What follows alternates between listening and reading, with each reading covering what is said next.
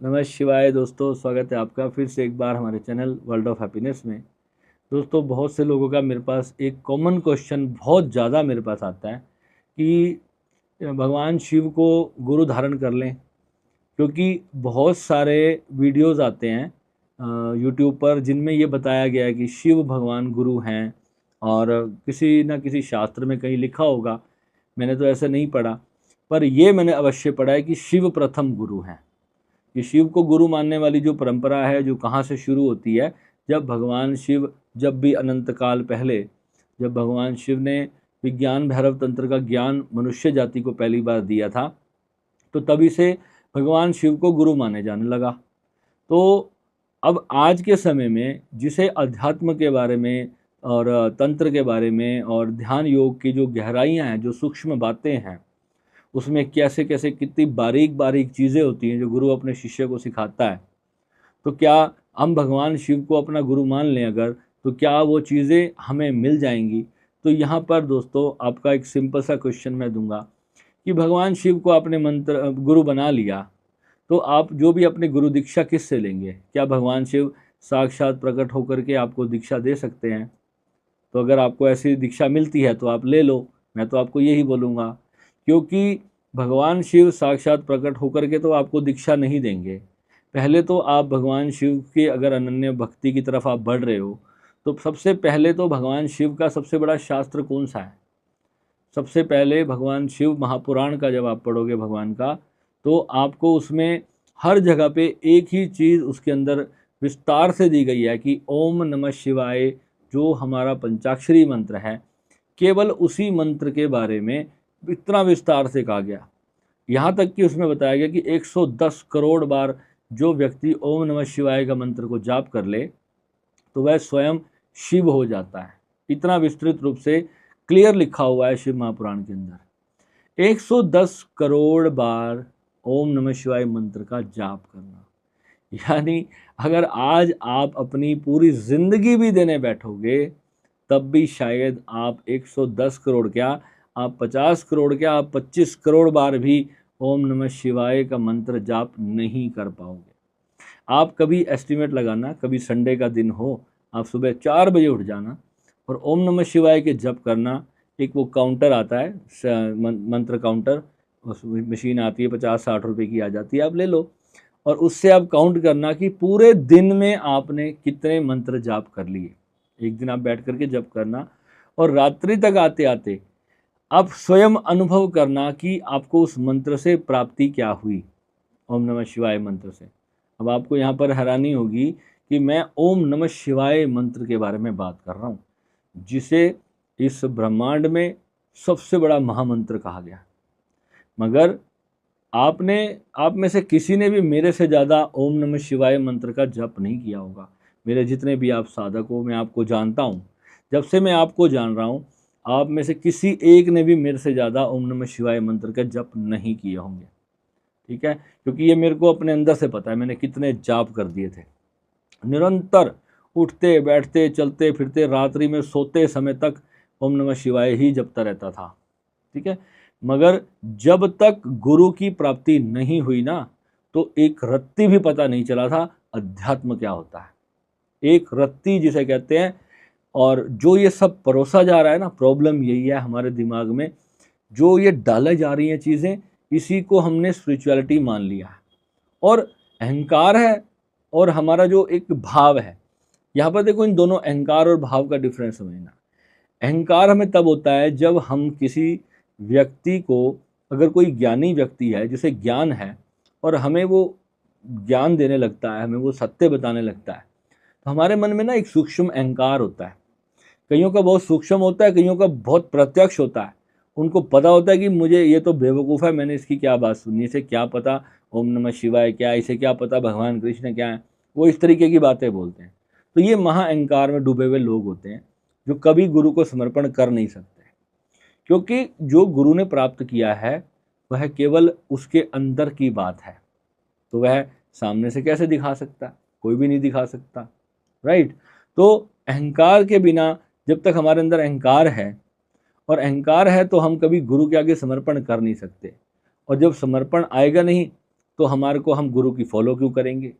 जब हमें हमें चमत्कार चाहिए। एक्चुअली प्रॉब्लम क्या है, हमें समर्पण करने के लिए चमत्कार चाहिए। अभी जैसे मान लो कि कोई भी आपको चमत्कार दिखाने वाला बाबा मिल जाए, उसने आपको कोई जादू से कोई चीज़ प्रकट करके दिखा दी, तो तुम्हारे को विश्वास हो जाएगा, अरे यार ये तो बहुत बड़ा चमत्कार है ना।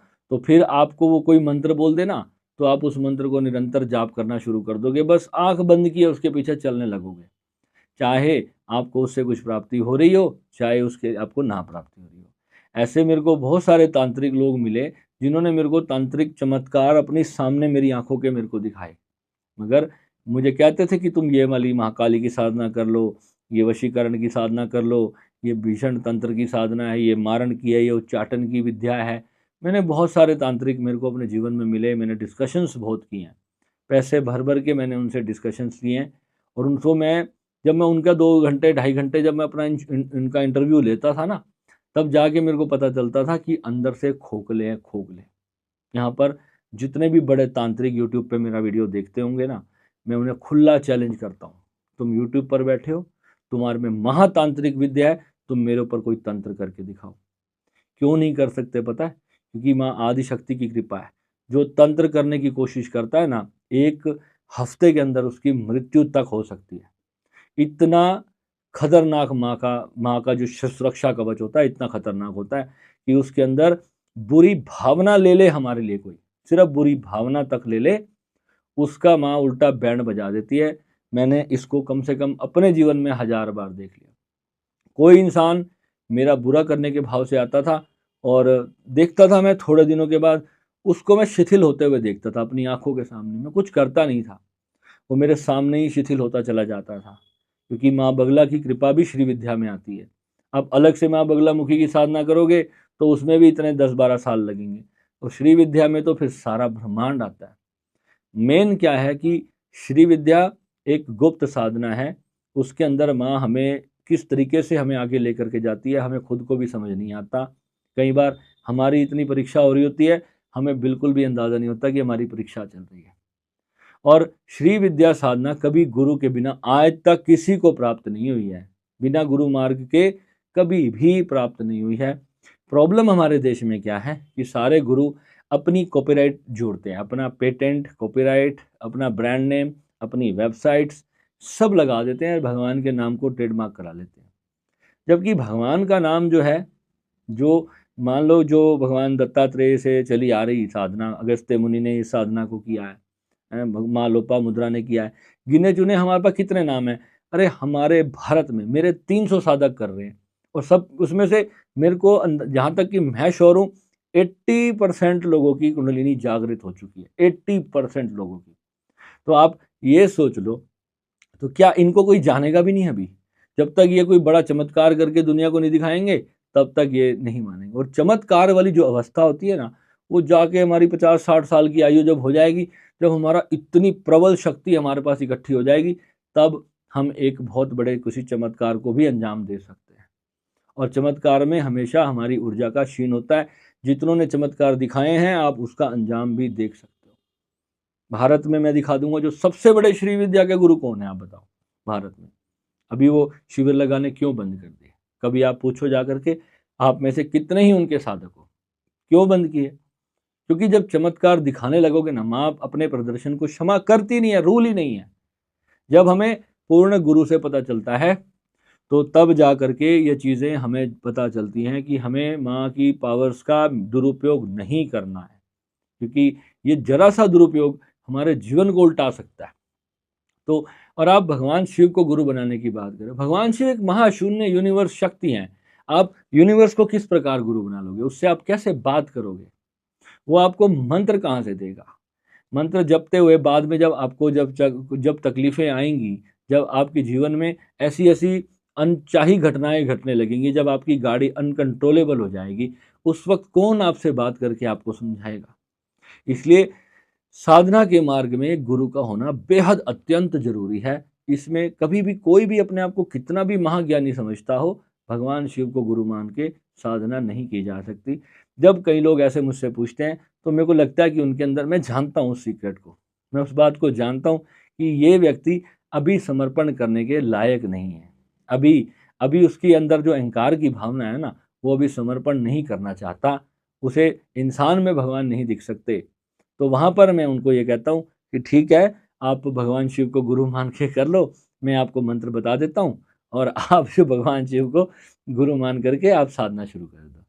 तो फिर वहाँ पे मैं उनको सीक्रेटली साइलेंटली जो मुझे देना होता है मैं उनको वो दे देता हूँ, और वो भगवान शिव को ही गुरु मानते रहते हैं। और जब उनको दिक्कत आती है फिर मेरे को फ़ोन करते हैं, गुरु जी ये ऐसा हो गया, अब तो इतनी एनर्जी हो गई, अब मैं क्या करूँ?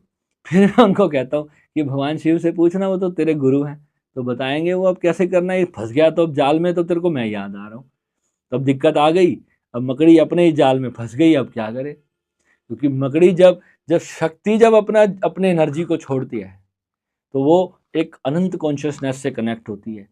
तो वहाँ पर जो हमारे थॉट्स जब रियलिटी में परिवर्तित होना शुरू होते हैं, तो जरा सा नेगेटिव थॉट होता है और इंस्टेंटली सामने हमारे चीज़ों पर, हमारे जीवन पर, हमारे बिजनेस पर, हमारी लाइफ पर, हमारी हेल्थ पर, हमारे रिलेशनशिप्स पर इंस्टेंट एनर्जीज काम करना शुरू कर देती हैं। तब हम परेशान होते हैं, अरे ये क्या हो गया? तो वहाँ पर फिर मेरे आज एक बहुत गहरे साधक से बात हुई, जो कि ओशो संन्यास में मेरे अंदाज में 20 वर्ष से साधनारत हैं, और महिला है। वो रो रही थी आज, बोले मैं आज बहुत इमोशनल हूँ, मैं बहुत भावुक हूँ, और मेरा कुछ नहीं है, मेरा जीवन में मेरा कोई नहीं है, मेरा ये नहीं, मेरा वो नहीं। तो देखो, 20 वर्ष साधना करने के बाद भी अगर कोई इंसान अगर नेगेटिविटी से ग्रस्त हो रहा है, आंसू आ रहे हैं, रो रहा है, तो समझो उसकी साधना सारी व्यर्थ गई, उसे गुरु का ज्ञान प्राप्ति नहीं हुआ। उन्होंने ओशो को गुरु मान लिया।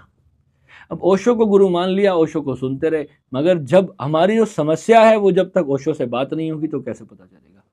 तो हमें उस वक्त गुरु ऐसे चाहिए जो हमारे भीतर डुबकी लगा करके हमारी समस्या को निकाल दें।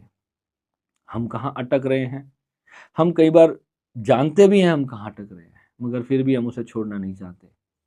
ये तकलीफ होती है बहुत ज़्यादा, अहंकार, और हमारे अंदर ना जो भावनाएं हैं ना, हमारे इमोशंस हैं, हमारे जो थॉट्स एंड इमोशंस जब हमारी साधना के साथ काम करते हैं, कुछ भी जीवन में अनचाही घटना घटती है, अप्रिय घटना घटती है, कोई रिश्ते में अविश्वास की घटना घट जाए, धोखा मिल जाए, हम नकारात्मक हो जाते हैं, संसार के प्रति हम नकारात्मक हो जाते हैं, अपने दोस्तों से अब अपना भय हमारे भीतर परिवर्तित बैठना शुरू कर देता है, हमारा जो व्यवहार है वो एकदम परिवर्तित हो जाता है, हम लोगों के सामने रिएक्शंस उल्टी पुल्टी करनी शुरू कर देते हैं, क्योंकि हमारा मन डैमेज होता है। और जब मन डैमेज होगा और आप जाप किए जा रहे हो, आप साधना किए जा रहे हो, ऊर्जा कमा रहे हो, डैमेज मन क्या क्रिएट करेगा? डैमेज मन का मतलब जो नकारात्मक फैक्ट्री है, तो नकारात्मक प्रोडक्ट वहाँ से निकल के सामने जाएगा। तो भगवान शिव को गुरु मान सकते हो और साधना भी कर सकते हो, मगर अपने भीतर हमेशा एक करुणा, ममता, प्रेम का भाव आपको रखना पड़ेगा। और ग्रैटिट्यूड इतनी बड़ी चीज़ है, आपको ग्रैटिट्यूड में रहना पड़ेगा। जो भी आपके पास, चाहे आज सिर्फ 10 रुपये हैं, आपको 10 रुपये के लिए ग्रैटिट्यूड रहना है, ग्रैटिट्यूड में रहना है।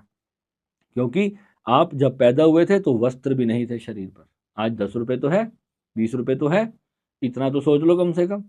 नहीं है करोड़ों तो क्या हुआ, निर्वस्त्र पैदा हुए थे और निर्वस्त्र चले जाना है। यहाँ पर आपको कहते हैं मुझे मेरा बिजनेस नहीं चल रहा, मेरा काम नहीं चल रहा, उसके लिए मेरे कौन सा ग्रह खराब है, मेरे पास कैश नहीं आ रहा, मेरे पास बिजनेस नहीं आ रहा, मेरे पास क्लाइंटेज नहीं आ रही, कॉन्वल एक्सा जप रहे। हर कॉन्वल एक्सा पे भी मैं एक वीडियो करके आपको बता दूंगा इस कॉन्वल एक्सा का सच क्या है। तो कितनी बड़ी मूर्खता है, जो करवाने वाला ही मूर्ख है, सारे के सारे उस एक व्यक्ति के पीछे भाग पड़ते हैं, जो उसने कह दिया शुरू हो गए माला लेके कॉन्वल एक्सा, काम करना बंद हो गया उसी दिन से। उसने तो ले लिए भैया अपने 5100 रुपये कुंडली देखने के, भाई अगले ने टाइम लगाया, तुम्हारे को बता दिए, अब उपाय तो है नहीं उसके पास, अब कुछ तो तुम्हारे को चिपकाना है उसने ना। तो जब उपाय का मतलब होता है कि आप एक आग में जल रहे हो, या तो पानी अगर आपके पास हो तो पानी से बुझा लो, या फिर रेत में अपना लेटड़ियाँ मारो, लेट के रेत से बुझाओ अपनी आग को, है ना। तो जो उपाय का मतलब सिंपल सा यही होता है कि आपको सॉल्यूशन चाहिए, सॉल्यूशन के बिना आपकी लाइफ सेट नहीं हो सकती। जब तक वो सॉल्यूशन नहीं है, आप कॉन्वलेक्सा जपो या ओम नमः शिवाय, उससे कोई फर्क नहीं पड़ता, आपको कर्म करना पड़ेगा। मैं अपने प्रत्येक साधक को कहता हूँ कि जो तुम चाहते हो निरंतर पहले उसके लिए विचार, फिर उसके लिए कर्म, फिर उसके लिए मेहनत, फिर उसके लिए अपना खुद का सशक्तिकरण आपको चाहिए। अगर आपका अपना सशक्तिकरण नहीं है, आप उसके लिए कैपेबल ही नहीं हो, आप 200 किलो का पत्थर उठाना चाहते हो, और आपकी बॉडी है वो 20 किलो में ही टाए टाए फिक्स हो जाएगी, तो फिर क्या चाहिए आपको? फिर क्या कॉर्नवाल एक्सरसाइज अपने से उठा लोगे क्या? आपको डाइट लेनी पड़ेगी। उतनी ताकत आपको भीतर चाहिए ना, ताकि आप 200 किलो वजन उठा सको। और अभ्यास चाहिए और दिमाग बुद्धि चाहिए उसके लिए। तो बिजनेस के लिए बुद्धि चाहिए नहीं चाहिए? जॉब करनी है तो क्वालिफिकेशन चाहिए या नहीं चाहिए? बिना क्वालिफिकेशन के लिए हम बेरोजगार हैं, हम बेरोजगार हैं, मोदी जी ने हमको जॉब नहीं दी। कल एक बंदा मुझे कहता है वीडियो में कमेंट करके कि आप तो मोदी जी मोदी जी मोदी जी कर रहे। अरे भाई, मैं मोदी का भक्त हूँ बहुत बड़ा। देखा ना मोदी जी का, दिखाया ना मोदी जी ने तमाशा। अभी देखना कल 400 सीटें आएंगी मोदी जी की। तो कहने का भाव क्या है भाई, जो देश का भक्त है, वो दुनिया का भक्त है, वो तुम सबके लिए कार्य कर रहा है, उसको कोई लालच नहीं है। वो तो आराम से बैठा है, अपने बहुत बढ़िया लाइफ जी रहा है, उसको वो वैसे भी जी सकता है, मगर वो खाली नहीं बैठता। क्यों? वो चाहता है कि मेरा देश, मेरे लोग विदेशों से कंपैरिजन में आगे निकले, हम पिछड़ ना जाएं। तो कोई भी इंसान है, मैं एक बात कर रहा हूँ, हर नेता की सोच होती है, कोई भी लीडर है, कोई गुरु है, उसकी सोच क्या है कि उसके साथ जितने लोग जुड़े हुए हैं वो स्पिरिचुअलिटी में आगे बढ़े, उसका नाम होगा कि मेरे साधक आगे बढ़ेंगे तो मेरा भी तो नाम होगा भाई। हर व्यक्ति, तुम ना जेलसी की भावना त्याग दो। एक पकड़ किसी चीज पर जब बना लेते हो ना कि यही यही लकीर के फकीर, बस मैं इसी पे चलूंगा, चाहे मैं मरूं चाहे मैं जीऊं, नहीं। मल्टी वेज ट्राई करो। आप कोई काम करते हो, 1000 जगह पे एफर्ट डालो ना, 300 जगह पे तो तुम्हारा सक्सेसफुल होगा, 700 भले ही फेल हो जाएंगे।